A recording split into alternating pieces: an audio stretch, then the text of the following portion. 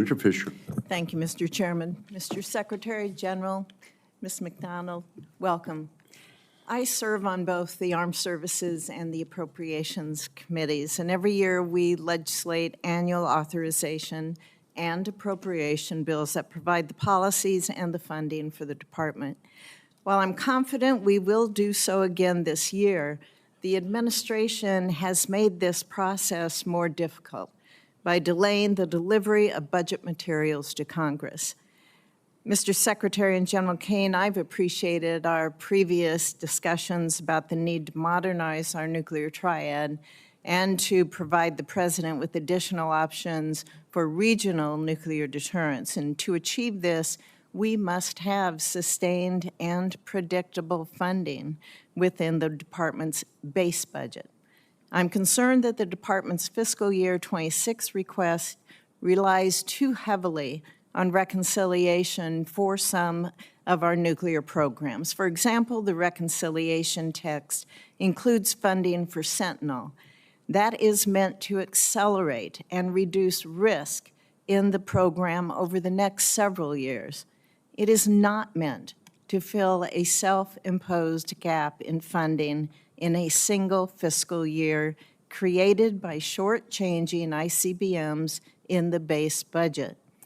I understand using reconciliation funding is relatively new to the department, but I expect us to work together throughout this cycle so that we can assure that funds are used as intended and that the programs are adequately funded within that base budget.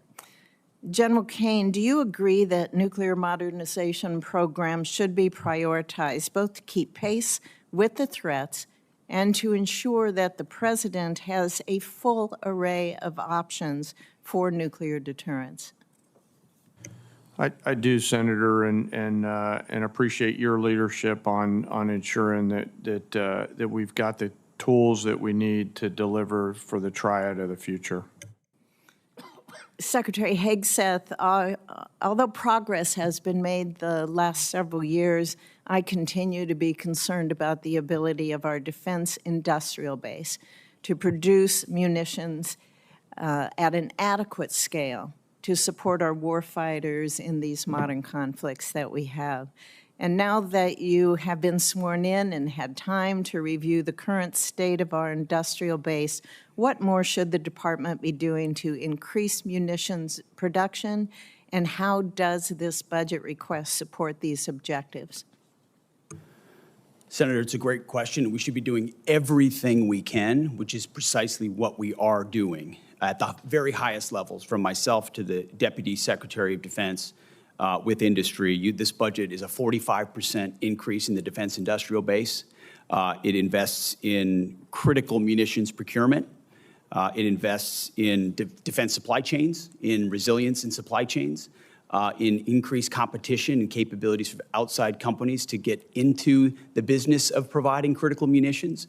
So across the board, we're finding and hiring innovators to move as quickly as possible, cutting through the bureaucracy, the red tape to deliver those systems in a world that needs them now more than ever. Could you get back to me on timelines that you have set for each of those areas that you mentioned, and obviously the funding that's going towards them, but I'd be interested in what you're setting for yourself for goals for the timelines in getting that achieved. Yes, ma'am, we have those and we will get those to you. Thank you.